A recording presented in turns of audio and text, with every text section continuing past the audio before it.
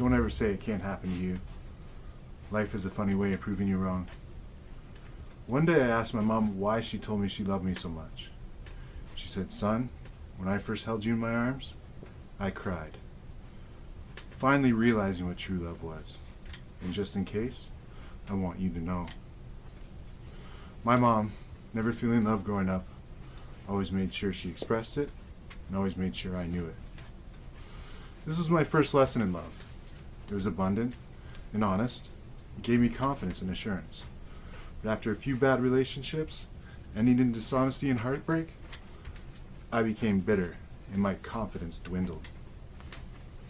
Later, I'd be called calloused and unemotional, when really I was a narcissistic asshole. I used it to avoid real feelings and real relationships, and swearing off women altogether, until she walked in. Anna was the hottest, sexiest girl I had ever seen. In no way would she be interested in me. What a beautiful thing to be wrong about. Our relationship was physical right away. We couldn't keep our hands off each other. Every chance I got, I'd drive down to where she lived with her dad, who wasn't a big fan of mine. She'd jump in her lowrider jeans, which wouldn't be on for very long. And then we'd drive north of the city, doing what we did best, each other. I always felt something deeper towards her and missed her when she wasn't around, but I wouldn't let her know. One day before work, Anna called me up to her apartment. Said she needed to talk. I assumed I was being dumped. That's why I was surprised when her dad answered the door. She sat us down in the living room, and that's when Anna dropped the bomb. She was pregnant. In no way did I want this responsibility. I was scared. But as I looked into her eyes, it calmed me. And I took a deep breath, and I said, "I got this." Her dad, on the other hand, looked at me like he wanted to rip my balls off with his bare hands. He said, "How could you guys be so goddamn irresponsible? Your lives are fucked now. Good luck figuring this shit out." And he walked out the door, slamming it behind him. Anna and I sat alone together in the apartment. I didn't know what to say. I definitely had to go to work now. I was about to be a dad. She hugged me goodbye at the bottom of the stairs. A warm feeling flowed through my body, melting my calluses.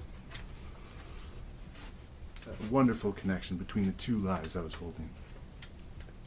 I wonder if this is what my mom was talking about. Excitement and joy filled my heart for our future, but I wouldn't let her know. The next day I texted her, no answer. Text after text, still no answer. I called her, no answer. Not a good time to leave me hanging. Finally the phone rang. Her name flashed across the screen. I got excited. I picked it up and I said, "Hello, beautiful." But it was her dad. Apparently, all alone, while we were at work, Anna decided it was all too much, and she took her own life.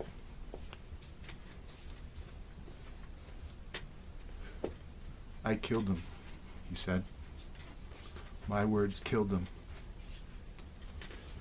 As I hung up the phone, I realized I was just as guilty for my words. My words I didn't say. How could I be so selfish? How could I abandon her in her time of need? Now I have to live with the responsibility of two lives and the infinite sadness of a future that will never be. Are you depending on tomorrow? Don't. We can't control other people's actions and we can't control time, but we can affect them. I'm telling you this, just in case. I want you to know.